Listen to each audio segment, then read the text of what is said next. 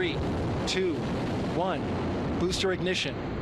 And liftoff of Artemis II, now bound for the moon. I'm not sure that historians are going to be talking about Iran when they look back on 2026. They are probably going to be talking about Artemis. So, Peter, Artemis II is the first crewed flight to the moon in over 50 years. Why is this flyby more than just a nostalgia trip for NASA and the USA? Well, because this is one of several moving pieces in a space race that is hugely higher stakes than the last space race. And the last space race was incidentally regarded as existential by the Soviet Union and the US. It was regarded that whoever could get to the moon first would win whoever got to the moon first would probably win the Cold War, and that's exactly what happened. Also, a very high-stakes space race in the 80s. Whoever was to control low Earth orbit satellites, space shuttles, would also win the Cold War. The Russians spent a huge amount of money building what was probably a slightly better space shuttle than the US version, but then the entire economy imploded and a roof fell on it. So the Buran shuttle, which was remote control, so it could operate as a drone, did several complete orbits of the Earth and then landing. It's really, really sophisticated stuff in the 80s. So we're talking about a reusable space drone in the 1980s.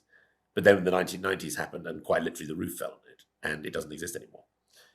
Now, of course, it's about the US and China, but it's even the US and China aren't big enough for this space race. So it's really about the US and the European Space Agency. So all that, another power the size of the US in terms of economics, the European Union, and other allies, Australia, New Zealand, particularly important when it comes to space monitoring. And then you're talking about the Chinese teamed up with the Russians and to an extent other players. And you're talking about Elon Musk and you're talking about the Indians. So there's a lot going on. Artemis is, on some levels, not the most important thing going on. You could say the most important thing has been SpaceX. You could say the most important thing is that when the International Space Station drops into the sea in a few years' time because the Russians and the US don't get on anymore, the important thing is the Chinese will have the only space station in low Earth orbit. That's all really important. But narrative matters here. And the Americans are doing everything they can now to try and stay just ahead of the Chinese. So getting back around the moon, that's pretty impressive. The Chinese can't do that yet, but the Chinese want to land a person on the moon by 2030, and Trump wants to get there by 2029. And then the really important picture, which is that once you can operate out in near lunar space, what they call cislunar space, that means that you have quite literally the highest orbiting satellites orbiting the world.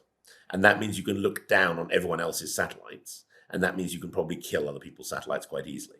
Because if you think about all of the satellites looking down on the Earth, what none of them are doing is looking behind them. And if you think back to your First World War, sort of come out of the sun, come out of the sky, you want to get on someone's tail and shoot them down. And currently the Chinese have the only satellites in cislunar space, 3 of them. They're almost certainly not capable of killing things. But once that starts to change, then things get interesting. There is quite a lot of activity in low to mid-Earth orbit of satellites that can change their orbits wildly, and in some cases can probably act as kill vehicles, killing each other. And then you've got the real high ground, which is the moon and Mars, and again drones, particularly a thing called edge computing. So edge computing we talk of mainly with military drones. It means you do your computing on the platform, basically. So you have enough computing power on your submarine drone or your flying drone to make its own decisions and decide what information it sends back. So maybe not lethal decisions, but it decides how much fuel to use. It decides when to open up its solar panels if you've got it attached to it. Lots of satellites already have this.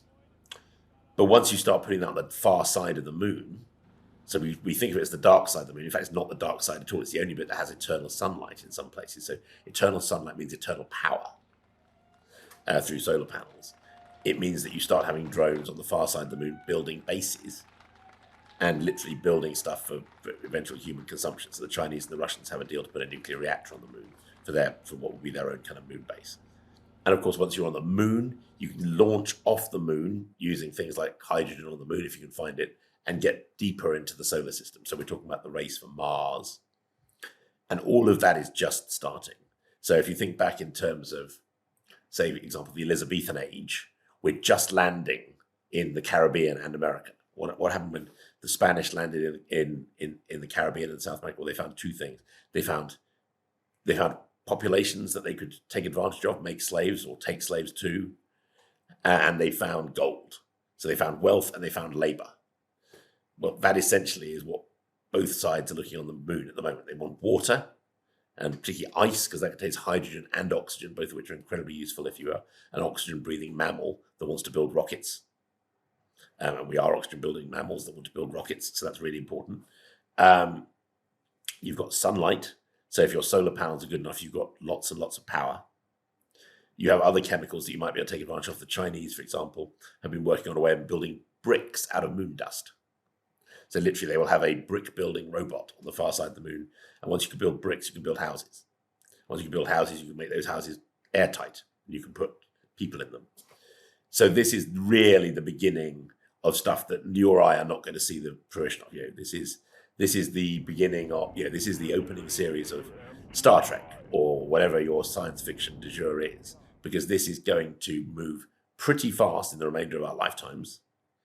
But when you really think past that, it's really going to make a difference. So this is the space race resumed with way more complexity, way more complex geopolitics, more players, and it's already moving pretty fast. I mean, for example, in 2022, Elon Musk, I think, owned more than a quarter of all satellites in Earth orbit for Starlink, and they made a huge difference to the opening stages of the Ukraine war. So the stuff that's already happened is enormous, and the stuff that's coming is going to be even bigger. Could we see a conflict in space on the moon? We've seen in Ukraine the rise of robotic weapons. Will that not just be transported up there, do you think? I think it absolutely will be. And I think it's already happening in Earth orbit, right? For example, the Chinese space station Tiangong, which means Heavenly Palace, reported what they classified as a dangerously close approach from two of Elon Musk's SpaceX satellites. I mean, ages ago, early 2020s, possibly even before that. And they are therefore going to arm Tiangong with its own drones that can push other satellites away. And that again comes you down to, that's international maritime law in play. So that is basically because Tiangong is a manned platform. Well, say manned, it's often got a woman on board as well. It's all of China's astronauts are from the People's Liberation Army. So even their civilians have to take a military commission to go up into space. So that is the only armed battleship in space, and she is entitled to take whatever means she considers necessary for her own self-defense. The American robot planes can't do that because they don't have a human life on board, and human life is sacrosanct.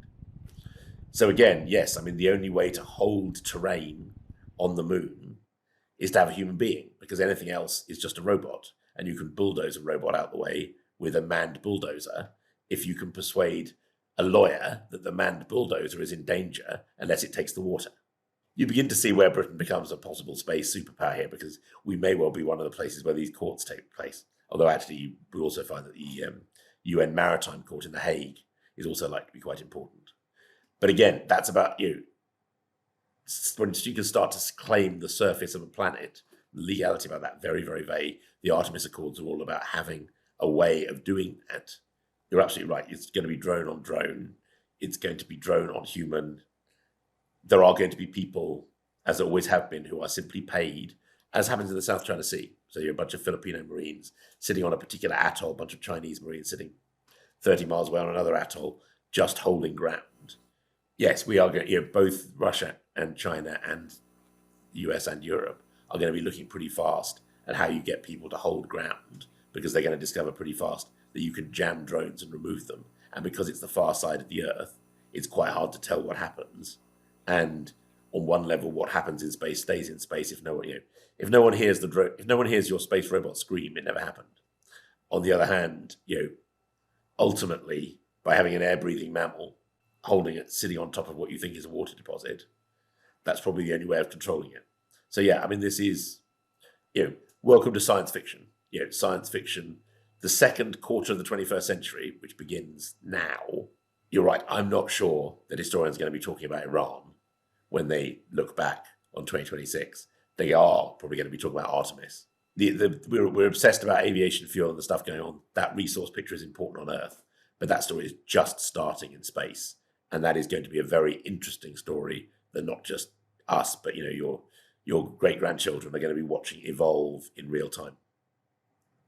The UK has stayed out of the Iran conflict, but is a signatory on the Artemis Accords. How does global Britain fit into this new space hierarchy? Well, it's interesting because we still do stuff with the European Space Agency. So despite not being part of the EU, we maintain quite a lot of those relationships. And that will be one of our pathways into getting people into space, for example. Also worth noting, the first individual to hold a King's Commission to leave Earth orbit is a Canadian F-18 pilot who's on Artemis. So, from the perspective of Britain as a medieval kingdom, the first person with the King's Commission, that's sort of almost the first knight of the realm, and they'll probably get a knight when they get back, is about to go galloping off around the moon. I mean, I feel like that is something that would really, really interest people in the more distant past. Also worth remembering that don't forget, most of the people who've been to the moon are British by extraction. Neil Armstrong, that's a British name. So we're not. It's not that we're not players in this race, right? The global Britain is pretty heavily sort of wrapped into this and has been since the start. We have a few interesting capabilities as well. So the UK military has a thing called Space Command, and that is interesting because alongside the Australian Space Command and others, but particularly the Australian and the UK, we join with US Space Command on a variety of things that we do in terms of monitoring orbit, including delivering spatial awareness of what other hostile satellites might be doing to other space operators. So UK Space Command, with its bit of the world, has an ops room that helps tell other satellite companies that, for example, a dangerous-looking Russian satellite is sitting next to theirs. So that's quite a big thing. It's not a huge formation. We're not talking about that many people. Interestingly enough, we also do the same in the Strait of Hormuz. So United Kingdom Maritime Transport Operations, Dubai, again, a similar ops room, keeping track of shipping, telling them what's going on. So, in terms of the nation that built international maritime law, and international maritime law is becoming international space law quite quickly, Britain is a serious player there. We also have a company called OneWeb, which is joint French and British sovereign owned and is a counterpart to Starlink. That, for example, has been doing deals with places like Taiwan. So Taiwan's digital minister came over here about 3 years ago. We don't know exactly what happened in those meetings, but it's reasonable to assume that Taiwan is hoping to keep its internet connectivity through an Anglo-French satellite in the event of a conflict with China. So you don't see that much about it, but we know, again, we have some pretty serious space technology. Rolls-Royce, still one of the world's best jet engine manufacturers. A lot of life science. So, we are a life science superpower. That will become really important. Things like algae in space. Where can you get food from? Where can you clean your CO2? Again, we're talking about putting oxygen-breathing mammals into orbit and beyond. So there are a few things we do. I would love to see us doing more. And, there are things you could do, for example, to build out the City of London as a base for space insurance. Doing the same thing it does in the maritime space. So if I was the British government, I would have a more aggressive space strategy, but it would probably be private sector based, albeit with that slight military edge. So we do put the people we put in Space Command are really good, right? They didn't have space backgrounds; they're not astronauts by and large, but we do put really, really good people into these organizations, and we also maintain relations with both the US and the Europeans, and we will have to work out what our relations are like with the Russians, the Chinese, and the Indians, and they will all be very different. So it's not that we're not a player, but we're a player in the same way the United Arab Emirates is. For example, the UAE very aggressively plays with both the Americans and the Russians, so they make a point of going in both directions. So we have those kind of decisions to make. Those are important, but I think it is worth bearing in mind that we are first quarter of the first year of the second quarter of the 21st century. And we've done Denmark, we've done what we're doing, the Middle East. We haven't yet had anything serious happen with China, but the year is very yet young. And the century is still very young as well.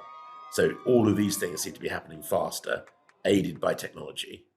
And that technology, human, life resource piece feels like it's just getting started. So don't make the mistake of thinking that this century is about Donald Trump. Donald Trump is a very old man who won't be with us that much longer. There's really interesting stuff. Same with Putin, same with Xi Jinping, same with Sir Keir Starmer. I mean, he will, at best, he'll get 10 years in power. If you look beyond that, you realize stuff is happening really fast.